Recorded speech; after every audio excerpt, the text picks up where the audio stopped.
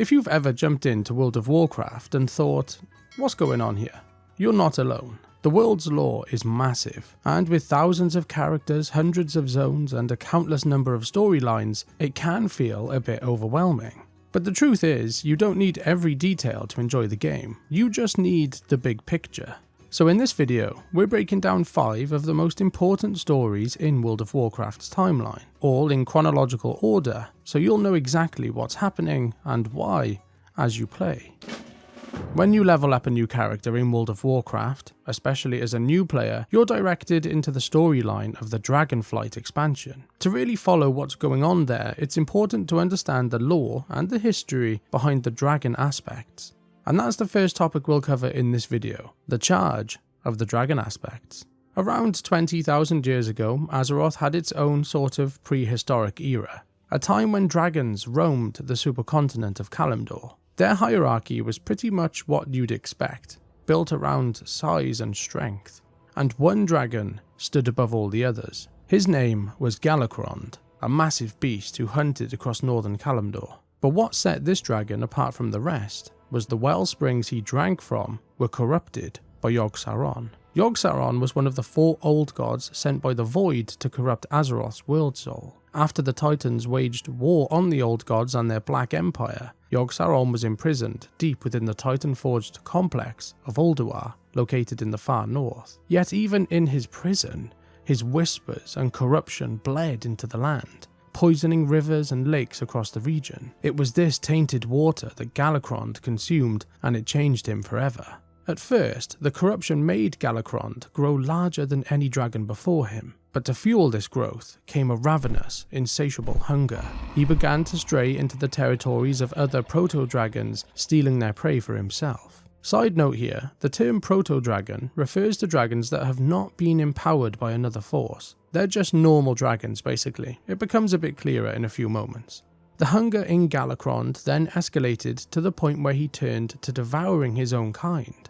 When he consumed other dragons, he absorbed their essence, and then regurgitated their twisted bodies, bringing them back as undead proto-dragons that would become known as the Not Living. With his ever-growing size, his insane madness, and an army of undead at his back, Galakrond was no longer just the largest dragon alive. He had become a threat to the very survival of dragonkind. It was then that another figure stepped into the conflict. Tyr, one of the mighty Titan keepers created by the Pantheon.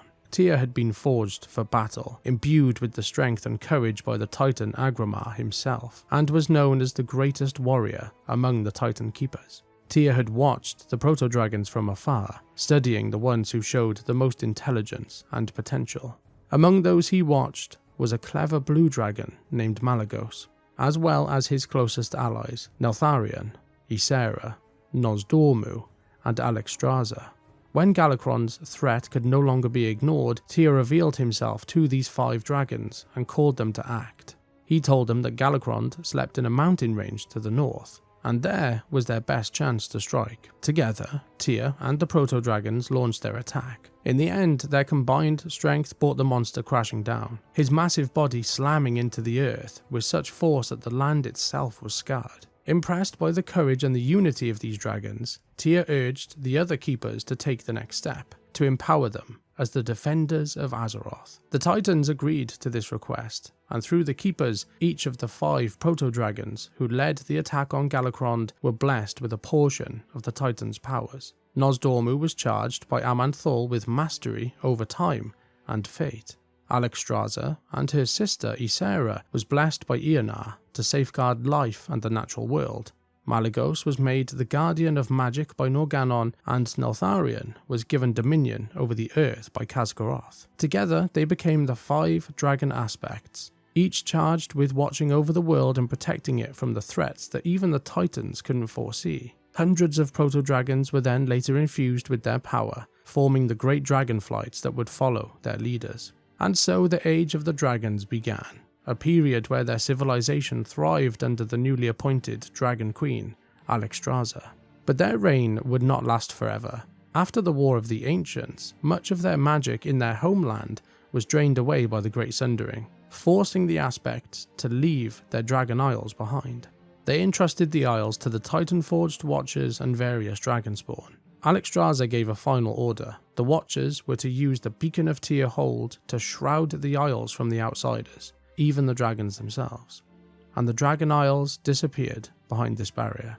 Only when elemental energy returned to the world would the beacon be lit again, calling the dragons home to reclaim their ancient kingdom. A few thousand years after the rise of these dragonflights, a new power was rising to dominate the continent.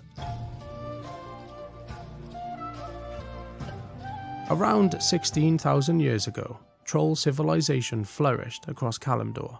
At the centre of all of this were the Zandalar tribe in their great city of Zuldazar, while other tribes like the Gurubashi, the Amani and the Drakari all claimed vast stretches of the land.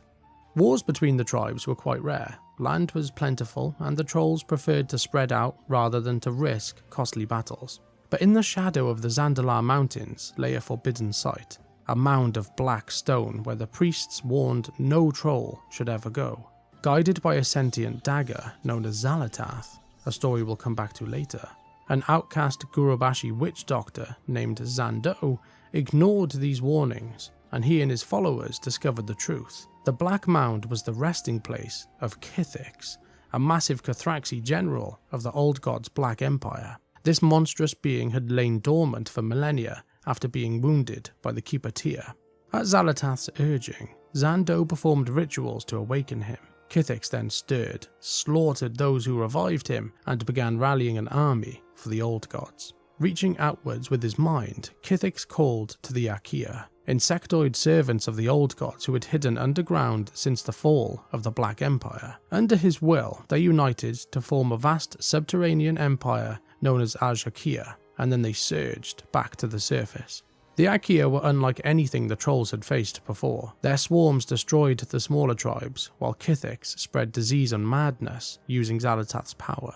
As the Aqir advanced toward the Zandalar mountains, the Zandalari tribe united the other trolls for survival. They forged the Empire of Zul, bringing the Gurubashi, the Amani and the Drakari troll tribes together under a single banner. With ambush tactics and the aid of their loa, they turned the tide on the war, even managing to wound Kithix. He retreated northeast while the war spread across the continent, and to combat this, each tribe carried out their own campaigns. The Drakari marched northward, where they destroyed an Aqiri colony that had enslaved Titan-forged Tolvir.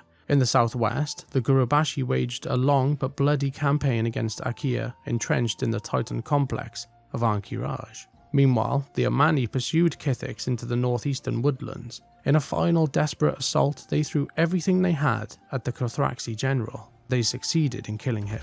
At the site of their victory, they built a settlement that would grow into the city of Zolaman. With Kithix dead, the trolls shattered Al-Shakir, driving the insectoids back and sealing them into remote corners of the continent. Victorious against the insectoids, the trolls claimed dominance over central Kalimdor once again. But with the threat gone, their unity started to fracture. The Drakari established an empire in the frozen north, the Amani in the northeast, and the Gurubashi in the south. The Zandalari, while withdrawing to their mountain strongholds, still remained the spiritual heart of troll civilization. The trolls continued to thrive in their separate tribal kingdoms for thousands of years, and many of these tribes can still be found across Azeroth today. But for one group of trolls, their path would soon take a turn, one that would go on to change the course of Azeroth's history forever. Among the many troll tribes of ancient Kalimdor, one group of dark trolls stood out above the others. They had little interest in petty battles for land and power. Instead, they sought peace and a deeper bond with the world. In time, they settled near the shimmering waters of the Well of Eternity, the vast font of arcane energy created when Aman'Thul, the High Father of the Titan Pantheon, tore the old god Y'Shaarj from Azeroth, leaving behind a wound that bled with the Worldsoul's raw power. The Well of Eternity started to transform the trolls that settled near it. Its magic spread through their bodies, elevating their forms and their minds. They became taller, stronger, and immortal, with skin shifting to shades of violet. Over generations, they abandoned their troll heritage, turning instead to the worship of Elune, the moon goddess they believed slumbered within the well. They started to go by the name of the Kaldorei, meaning children of the stars. As their society grew, the Kaldorei explored Kalimdor, learning from its creatures and eventually earning the friendship of the wild gods. Chief among these allies was Cenarius, the great forest demigod. He saw their potential and taught them to live in harmony with the wilds. In this period, the Night Elves flourished, creating one of the biggest empires Azeroth has ever seen, whilst balancing their empathy for nature with their curiosity of the arcane. On the Welsh shores, they built their capital, Alundris, meaning Eye of a Loon in our language, creating a graceful society that blended magic with the natural world. But as centuries passed, their fascination with the well deepened. Magic became central to their culture, and it was during this golden age Queen Azshara rose to power. Beloved by all castes of their society, she embodied the Kaldorei's ambition. Azshara encouraged her favoured loyalists, known as the Highborn, to study the well constantly, pushing them to uncover its secrets. Their obsession would become their undoing. As they experimented with the well, their meddling sent ripples across the cosmos and attracted the planet's worst nightmare, the Burning Legion. This video is the second installment in our new series where we take complex stories and lore of World of Warcraft and break them down into more general details that you need to know. If you want to catch up on what happened with the Night Elves after this point, you can check out the first video in this series, and we'll put a link in the description below. In the centuries after the War of the Ancients, the Night Elves turned away from arcane magic. They embraced druidism. They then outlawed sorcery and made the practice of arcane punishable by death. But not everyone agreed with this new age. Many of the surviving Highborn after the War of the Ancients saw magic as their birthright. Without it, they grew restless and bitter and suffered from magic withdrawal. The leader of the Highborn, Dathramar Sunstrider, believed that the lower classes of their society had no right to dictate their use of the arcane. The defiance of the Highborn was met with brutal punishment. This was too much for the other Night Elves, and their leadership chose to exile the Highborn, banished from their homeland and forbidden from ever setting foot on Mount Hyjal again. For many of them, this was no punishment at all though. They were glad to be rid of their restrictive peers and free to practice magic openly. Led by Dathramar, they set sail across the Great Sea, leaving the now broken world of Kalimdor behind them. Eventually, they landed on the continent that would later be known as the Eastern Kingdoms, first settling in a forested region called Tirisfal. There they noticed unusual magical energies in the land, but these energies proved to be dark and corrupting. Those who experimented with it fell into madness. At the same time, the exiled Highborn began to feel the cost of being cut off from the Well of Eternity and its influence. They became mortal, vulnerable to disease, their bodies shrank in size and they lost their violet tones. Highborn scouts had sent word of a more promising magical land to the north, believing that the land they were on in Tirisfal was corrupting his people, and also sensing potential ley lines in the north. Dathramar led them in search for the safer, purer source of magic. Ley lines are channels of immense power that course through the surface of Azeroth, and they're often harnessed by many people for magical purposes, and the Highborn could use it to regain their power. They would go on to find what they were searching for, a land of lush forests crisscrossed with powerful ley lines and beaming with magical energy. But there was one problem. This land was already claimed by the Amani trolls. The Amani launched immediate raids against the newcomers, but the Highborn's command of magic gave them an edge, and the trolls soon learned to fear their arcane might. Driven into the forests, the trolls' retreat gave the elves an opportunity to build a stronghold, and they took it.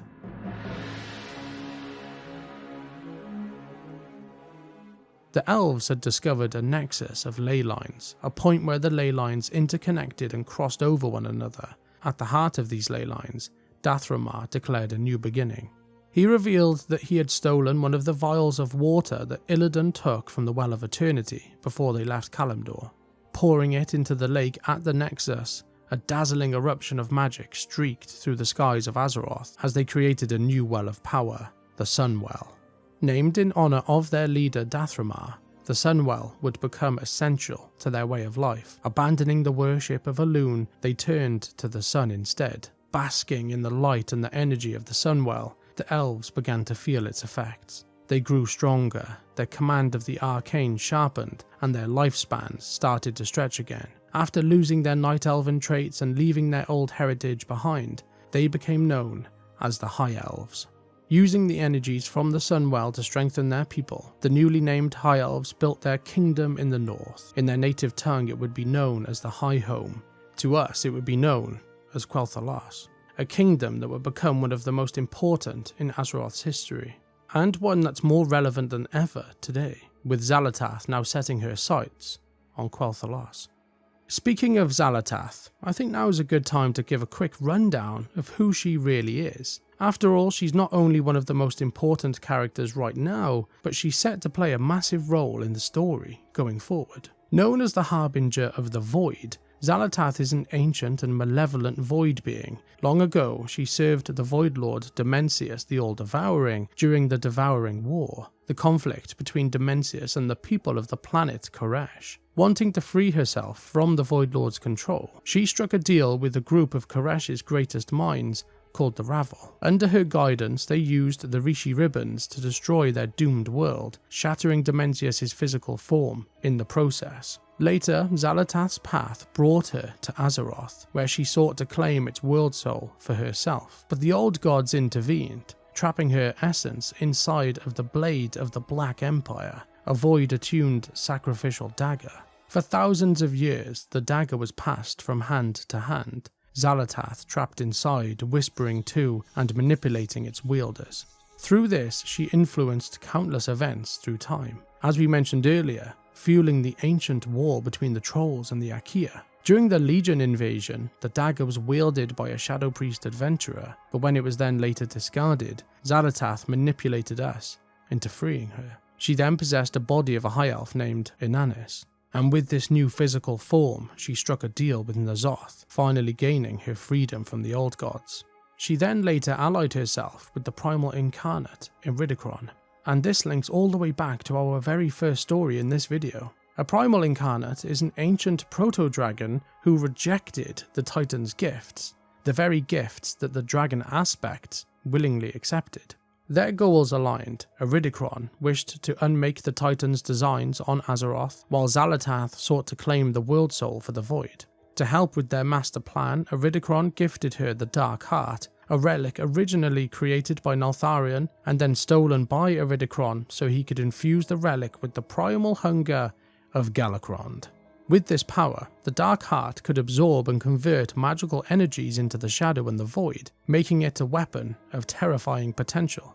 And with it, Xal'atath truly stepped into her role as the Harbinger of the Void. Her first move was to manipulate the Nerubians of Azj-Kahet and the people of Khazalgar, forging an army to claim Azeroth. She then destroyed Dalaran, sparking the war in Khazalgar, which then escalated into the Battle of Hallowfall, where the Dark Heart was badly damaged. Afterward, she struck a deal with Jaster Gallywix to repair the artifact, but then it was stolen by the Shadowguard Ethereals and used in Manaforge Omega on Koresh to resurrect Dimensius. In an ironic twist, Xal'atath allied with Locust Walker, Alleria Windrunner, and us to stop her former master before he could fully return. After the battles in Manaforge Omega, Dimensius was imprisoned within the Dark Heart, but Xal'atath then regained the relic and ascended to new heights of power. Now filled with the energies of Dimensius and the power of Galakrond, Xal'atath took the Dark Heart and is launching her next move, the invasion of Quel'Thalas, setting her sights on claiming the Sunwell. And that brings us full circle. Thousands of years of history, from Galakrond's Age of Terror, the Troll-Aqir War influenced by Xal'atath, the rise of the High Elven kingdoms, all the way up to current events, all leading to Xal'atath's assault on Quel'Thalas and the power of the Sunwell in the upcoming Midnight expansion. The history of World of Warcraft is all connected. The fall of a massive dragon 20,000 years ago somehow ties into Xal'atath's hunt for Azeroth's World Soul. The wars between primitive trolls and the insectoid servants of the Black Empire, eventually setting the stage for kingdoms that rose, fell, and then fractured into new empires built on arcane power. Every story in the game, every event around you, is all linked together.